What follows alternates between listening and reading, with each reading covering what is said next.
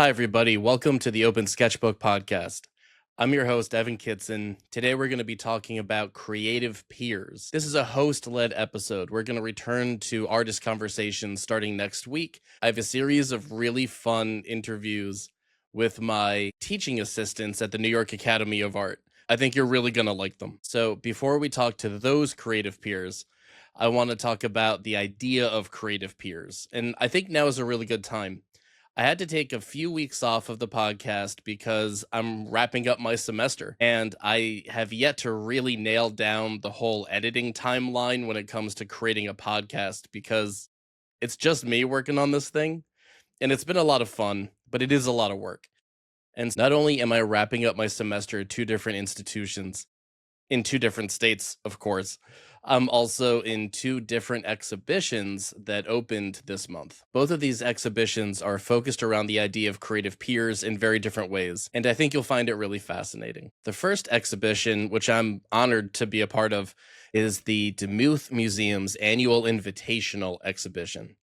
It's held at Charles Demuth's former home and studio, which is now a museum dedicated to the artist. It's one of the most amazing little treasures here in Lancaster, and it's an honor to be invited to participate. Charles Demuth was a modern artist, and you've probably seen his most famous artwork. I think it's his most famous anyway. It's I Saw the Figure 5 in Gold.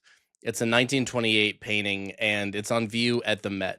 Every once in a while, I find myself staring at it and thinking how wild it is that I get to exhibit my work in Demuth's former home, but I'm now looking at this amazing painting at the Met. And so that for me is a real honor. And the whole theme of their invitational show is about friendship. And the title of the exhibition is called In Good Company. It's on view from April 5th until June 15th. So it's a really nice chunk of time to go check out these awesome works. In addition to the exhibition being about friendship as a general theme, it's an absolute honor to be able to show my work alongside a bunch of my friends and creative peers, David M. Stallings, Leah Limpert-Walt, Aaron Thompson, Justin Phillips, and a ton more. I'm sure a lot of people are going to be bummed that I didn't name them, but it's a really long list of amazing artists, and I really encourage you to check out that show. The piece that I chose to put in because it's an invitational with a theme. Normally I'll make something new, but this time I actually had something that I think really fit that theme well. And friendship is kind of a difficult thing to navigate. There was a lot of really good solutions to the theme where people made a bunch of beautiful new work. Leah Limpert-Walt's new portrait of her friend and fellow artist Dylan is an incredible example about how someone can handle this prompt gorgeously. What I did was I thought back on my experience of collaborating with my friends, and I have a Silverpoint drawing from a model session where one of my best friends, Tina Yanni, was the life model for. I remember going to that session, which was a public open drawing session held at one of the schools where I work, PCAD, and Tina held a long pose for the whole session, which I think equated to around maybe an hour and change of actual drawing time. And I remember walking around the room and looking at everyone draw my good friend, and they were drawing her as if she was a stand-in for any young woman figure model, you know? And I was thinking about that and looking at all the works, and I thought there's a lot of Tina in these drawings through the gesture because no one really poses like Tina. I can always tell her unique gestures. And I think that's because she's a phenomenal artist in her own right, which is really exciting, especially because she sculpts, you know? You always know that figure models are going to be excellent when they're also sculptors because they really understand sort of a lived in gesture. I remember thinking about my drawing, which was a portrait, and I thought I have to capture an idea of a likeness here. I needed to respond to Tina, as my friend, as a fellow artist who's sitting for a portrait, although she's actually doing a whole figure gesture pose. And I was really happy with how my silver point turned out. If you don't know anything about metal point or silver point specifically, it's a mostly thought of as a renaissance medium where you actually draw with metal on a prepared surface. And there's a couple of things that are really beautiful about it. One, it predates graphite, but it feels visually like graphite. And I think that that's exciting. Now, when I say it feels like graphite visually, I mean you're still working with line, you're working in a tonal register that can be sort of in the middle range. So, sort of how the average person might use a pencil, you might find Silverpoint to fit in that range a little bit. It tends to be a little lighter, a little softer because the value range, it is a little limited in how dark you can actually get it. Although I found ways of playing with that are really exciting. You also can't blend and you can't erase really. Once you erase, usually you're messing with the surface to a degree where you can't really go back on top of it very well. And so I save all my erasing until the very end and I build up my marks over time. But yeah, you're limited in tone, limited in erasability, and the iterative nature of a drawing is limited by that medium. So Silverpoint tends to be known as a soft, delicate, very purposeful medium. And I thought that was a really fun thing to kind of play with because it really allowed me to dial in my time with my friend and focus on her features, but also a little bit of her atmosphere. I was also looking a lot at Edwin Dickinson at the time, who's one of my art heroes that I don't always acknowledge, despite I think having a couple of drawings named after him. So maybe I do. But I was looking at Dickinson a lot and thinking of his use of tone, shape, and edge quality and overall temperament. And I think that found its way into the work too, just a little bit. So I'm really proud of that drawing. I love that I get to show a Silverpoint drawing in a museum, especially one related to Demuth and the modern art movement, which saw a minimal resurgence of metal point as an artistic medium. So that was really thrilling. So I feel a great connection with that exhibition, and I'm absolutely honored that I've been invited to participate for a number of years. The next exhibition I want to talk to you about that I'm, again, floored and honored to participate in is one that I'm actually a co curator of.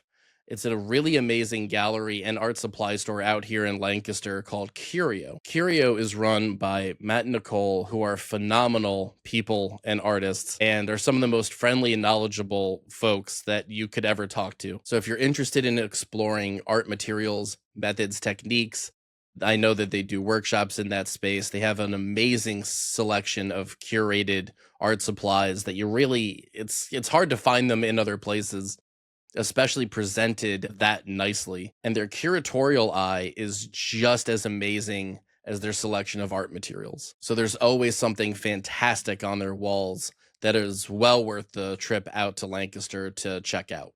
It's a real gem of a space, and it's an honor to be able to co-curate a show with them. So this show, 6 by 10B, is actually an inverse of a previous exhibition that my other co-curator and mentor, Jeff Geib, and I sort of created from a Willem de Kooning story. I know that when people look at my work and they think of what I do, de Kooning isn't the guy that comes to mind, but there's a really wonderful story about his first and I think only time teaching, which was at Black Mountain College under the invitation of Joseph Albers. In 1948, Willem de Kooning and his wife Elaine went to Black Mountain College for a summer, and de Kooning taught this workshop or this course or an extended idea where essentially he walked in and he set up a still life for an extended period of time. I think I remember reading it was like 3 hours or so, where he would look at it from all different angles, rearrange different items, and just spend a lot of time really working this out.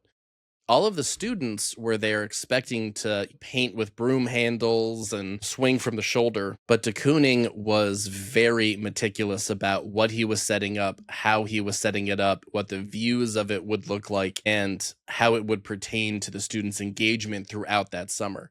When he was finished, he said, "Okay, this is the motif.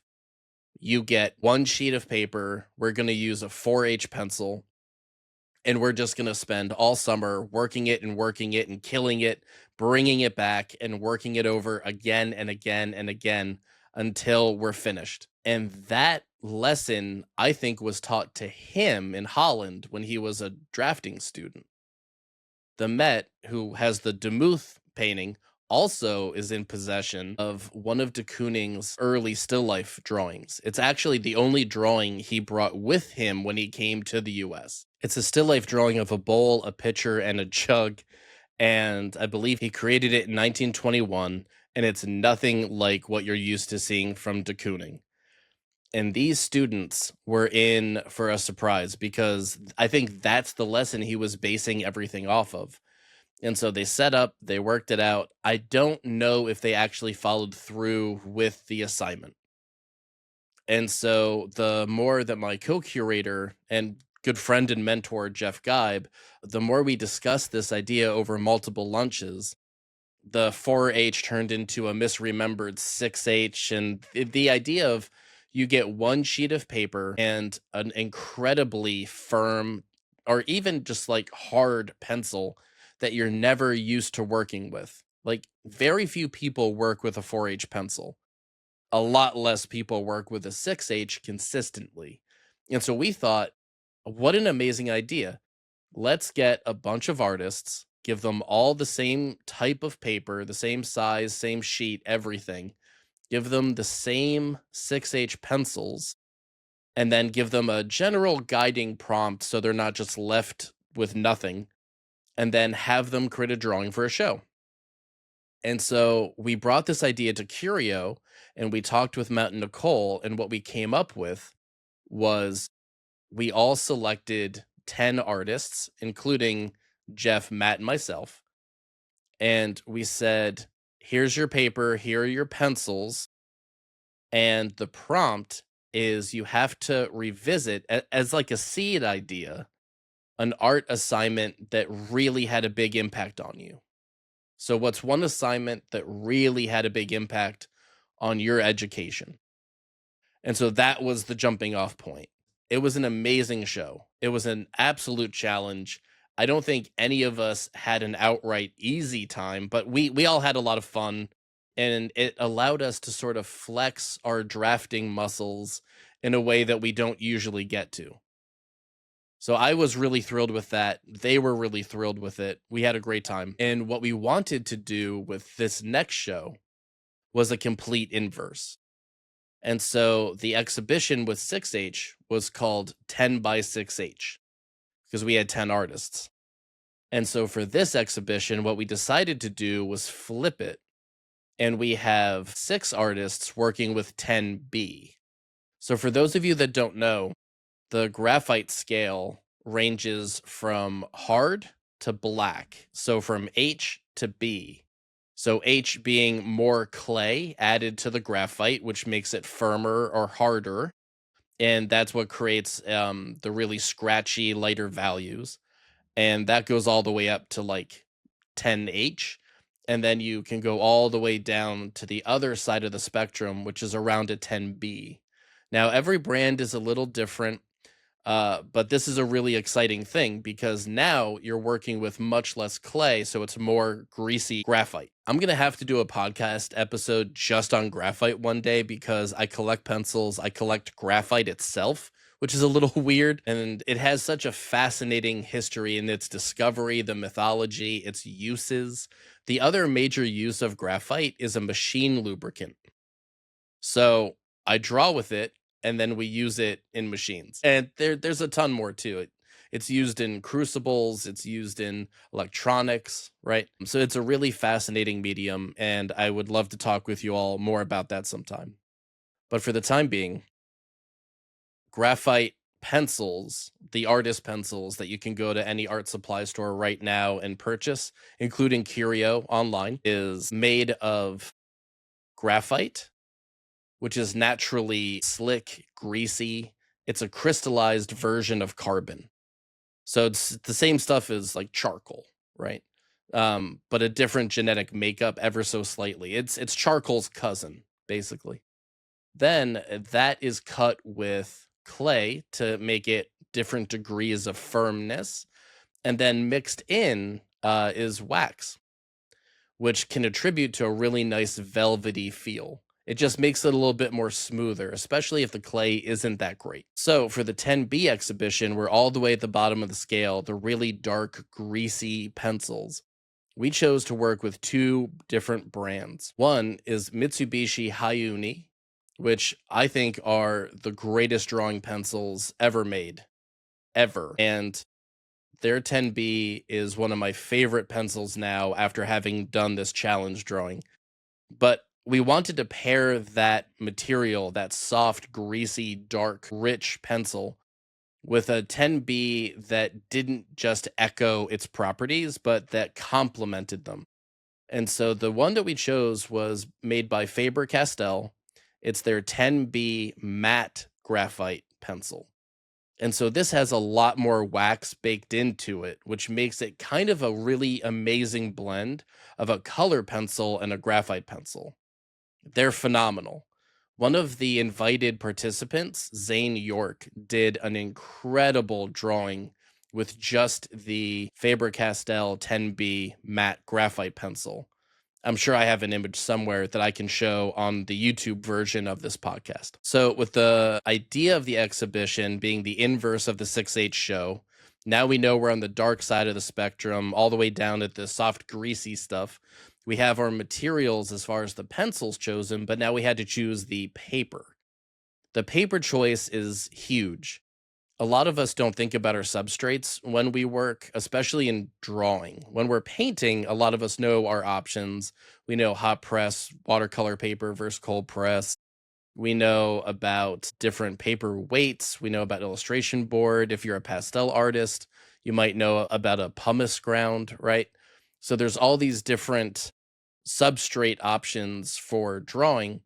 One of the things that you'll find if you work with charcoal is you'll be working on what's called a laid paper. And that's one where the paper itself is a little thinner as far as poundage is concerned, or the weight of the paper, but it is really remarkably durable. And it has this screen texture from the paper making process that forms sort of a grid, which I gotta tell you, not a lot of the artists appreciated, but I loved it. I love the interference pattern. I love that texture. And so I wanted to choose a paper that harkened back to charcoal, because graphite being the cousin of charcoal and getting to choose a soft graphite pencil that will have some charcoal-esque properties, I thought this would be a really fun paper. Arches MBM is a really brilliantly white laid drawing paper. It is incredible. It's maybe one of the closest modern equivalents to a pretty famous paper in academic drawing circles, which is the Michelet paper that the French Academy artists used to work on. Also, the early Art Students League artists. And so it's a really amazing paper, and the MBM is pretty close. I really love how the graphite sits within it and on it because of the laid texture. So we have our paper, we have the pencils, and we have the idea of the inverse exhibition. So we're going from 10 artists to 6. So what we did this time to inverse the concept was we chose teachers.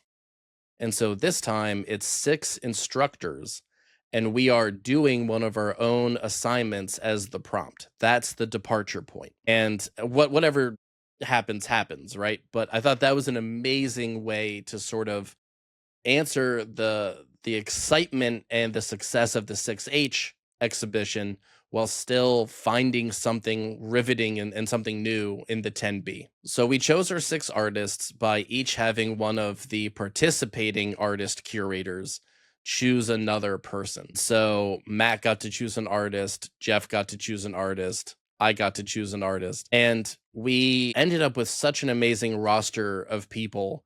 The drawings are incredible and varied, and I love seeing them on the wall because they all fit with each other inherently, but they're all individualized. They're all unique voices. And for us to all be instructors and to all work within the same, kind of academic circles, I think it's really thrilling to see these outcomes. Now, for me, I think it's a little extra thrilling because I have a relationship with every single artist in this show. My good friend Jason Ward is in this exhibition, and it's an honor to be on the wall with him any chance that I get.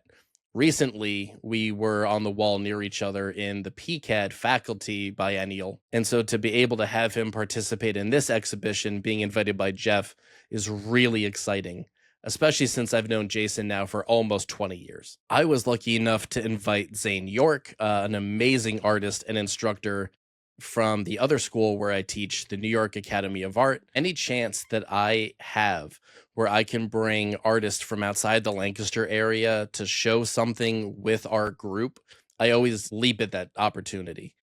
And so I'm really, really thankful that Zane was able to fit this into his super busy schedule, and he made a knockout of a drawing. So in addition to knowing Jason for almost 20 years, I also happen to know Matt for about the same amount of time.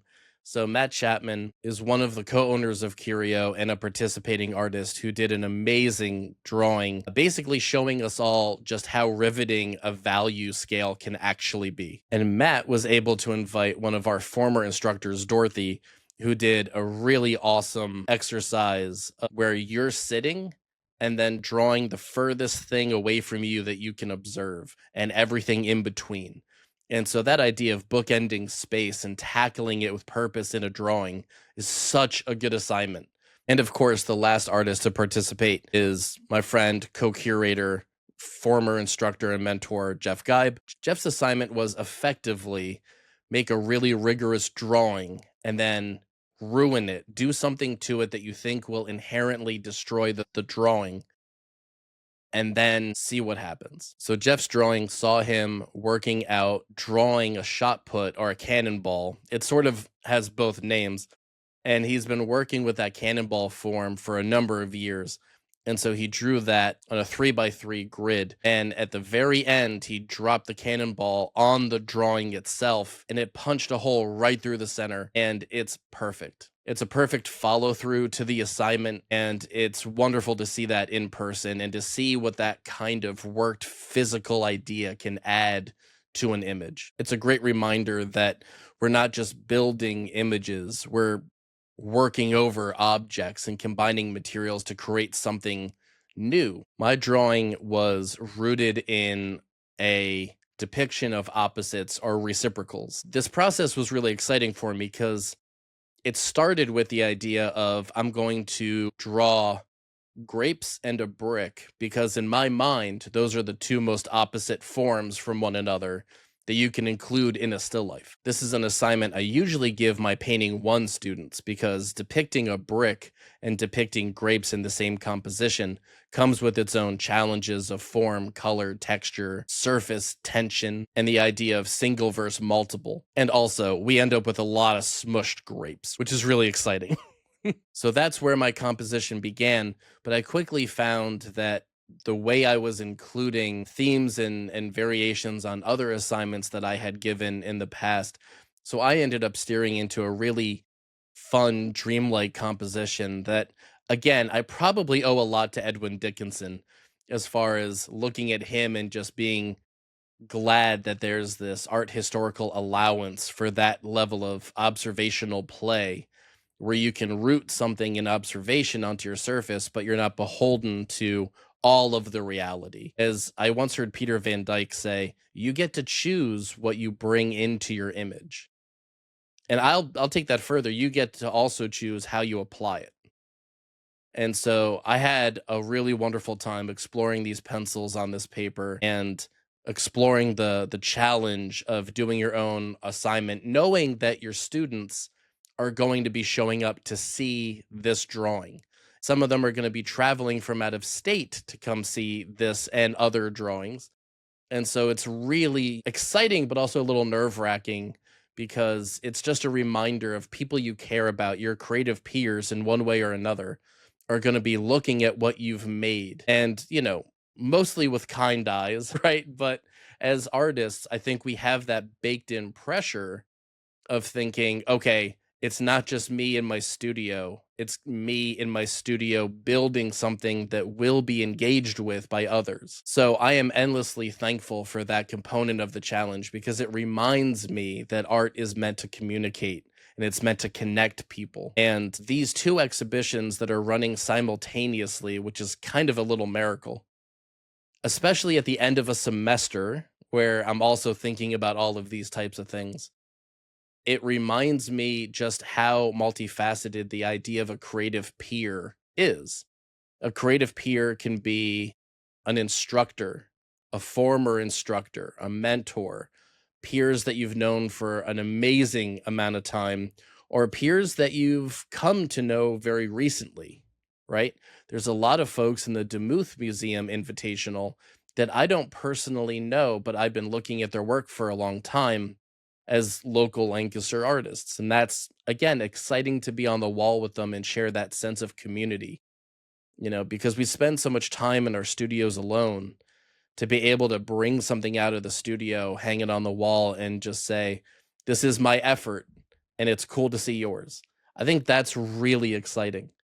When I lived in New York, and when I still go to gallery openings, which is not as frequent as I would like, if I'm being honest, I would get to see the same group of people every month. And we would go a month without talking because that's the only time we would leave our studios, was to go look at other art and to see each other, to see the new art on the gallery walls and to talk about it.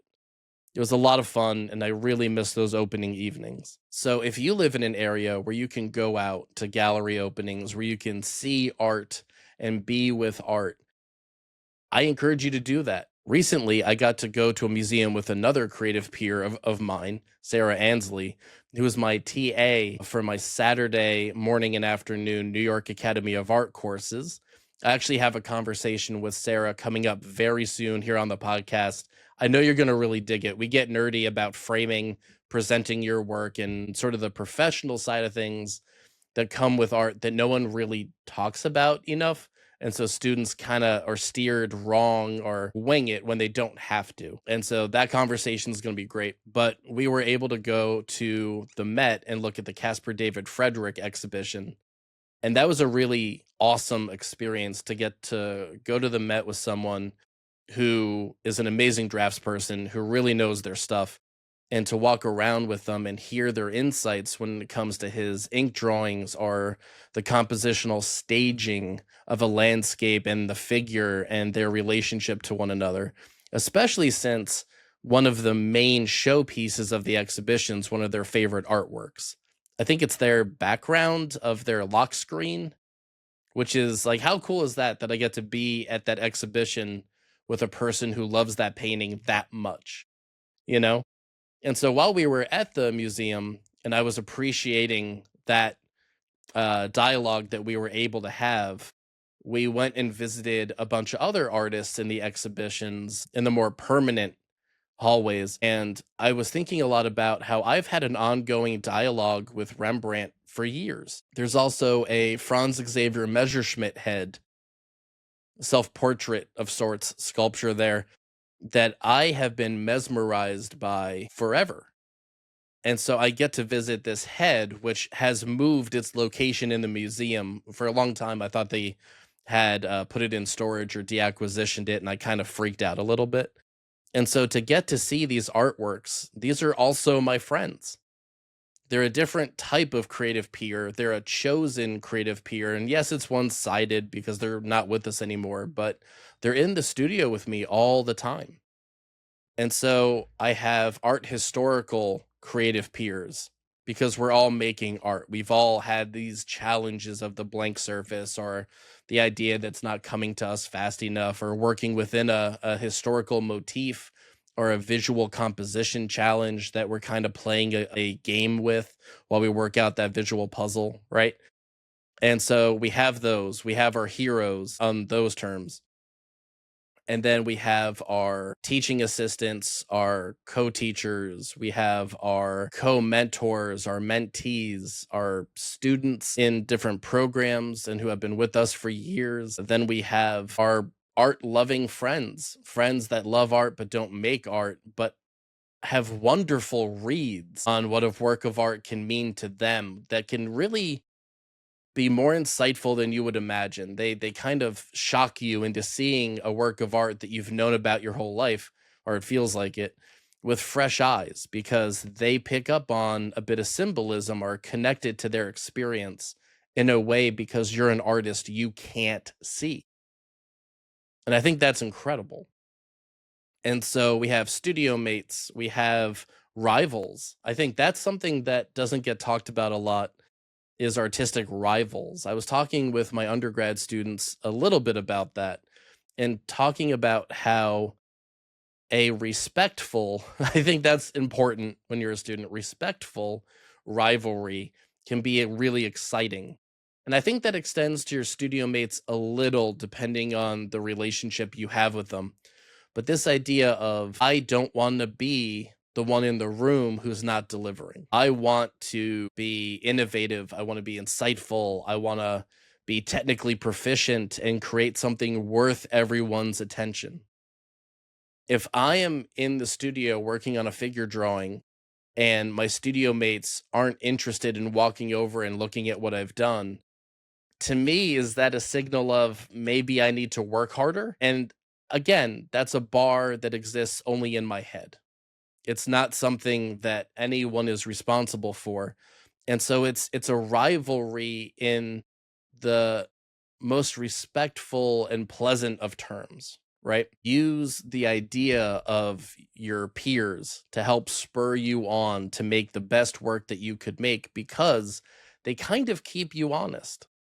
All of our creative peers, no matter the relationship, they keep you honest by showing you new insights, new avenues, new little pathways into your creative practice in any number of facets that you will have become incapable of being aware of after a while. You know, sometimes the magic is gone because you know the secrets behind the tricks. And so you need peers to remind you about the beauty of them, right? And I always love that. So I think it's critical that you find opportunities to look at art and engage with potential creative peers and maybe a potential, again, one sided, but lineage, a chosen lineage of influence from art history.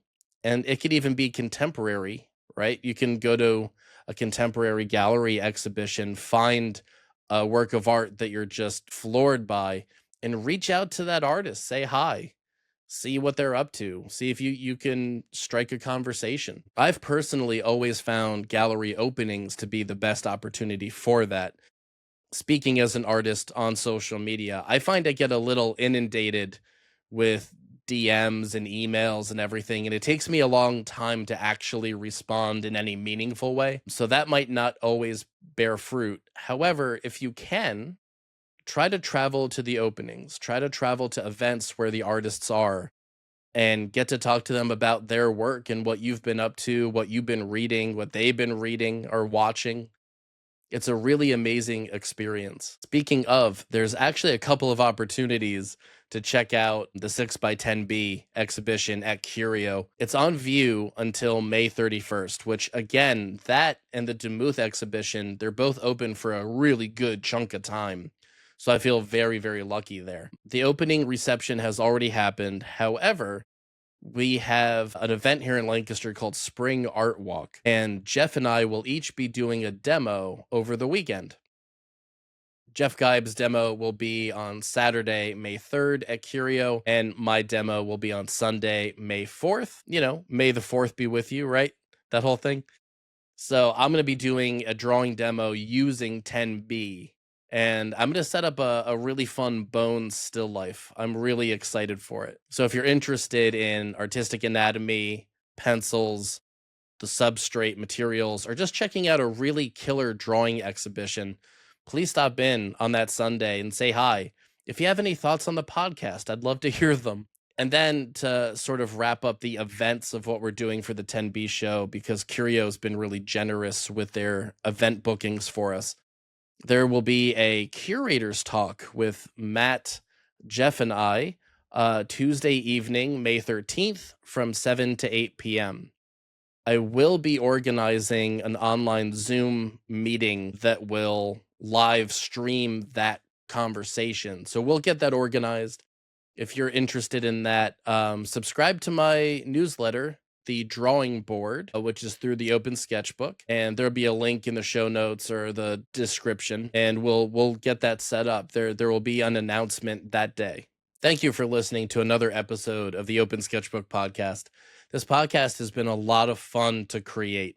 I've been able to continue to connect with creative peers in different fields and have really rich conversations that I don't think I would have been able to have without this podcast. So, thank you so much for listening. Thank you for subscribing and following and doing all those things. Keep the conversation going. There's options to leave us reviews, which I love. A lot of people have been very generous with that. Thank you so much. And also comments on the YouTube videos. I read them all, I respond to them. I had a really good dialogue for a couple of days through the YouTube comments on one of the older episodes. If you're interested in continuing the conversation and getting access to other exclusive episodes, and if you want to even continue to connect with other creative peers through Zoom, no matter where you live, please check out the virtual studio. We already have a wonderful group of members, and there's definitely room for you.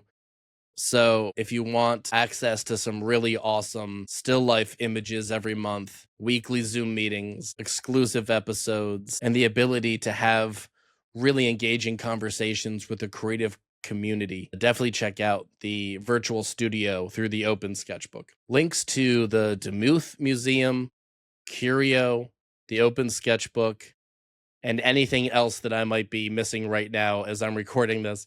Everything will be in the show notes in the description. Check us out online. We're making really cool stuff. And again, it's an honor to be able to participate in these two really interesting exhibitions that happen to revolve around this idea of creative peers. So thank you to the directors of the Demuth Museum. Thank you to Matt and Nicole at Curio, and I'm excited for what's coming up next with my demo and the Curator's Talk. And one last quick note about what's coming up next on the podcast. Creative peers exist in many facets, and one of the richest creative relationships that I've been able to explore and have over the last few years has been getting to collaborate with my teaching assistants. In some cases, these are former students who have then graduated and come back to TA for me. And that is always just so rewarding. So I have two conversations with artists like that coming up. But also, another type of dynamic that's there is an artist that I did not get to teach in the classroom, but I get to collaborate with on the other side of the room now. And I think you're going to like that conversation too. So, the next 3 weeks, we're going to be exploring conversations with my teaching assistants at the New York Academy of Art. They're amazing people, amazing artists, and the conversations are so varied in their scope and in the artistic vision that the three of them each bring to the table and to the classroom and to their work. I know you're going to love it. So, conversations coming back next week. I'm excited for it. Thanks for listening. Talk to you soon.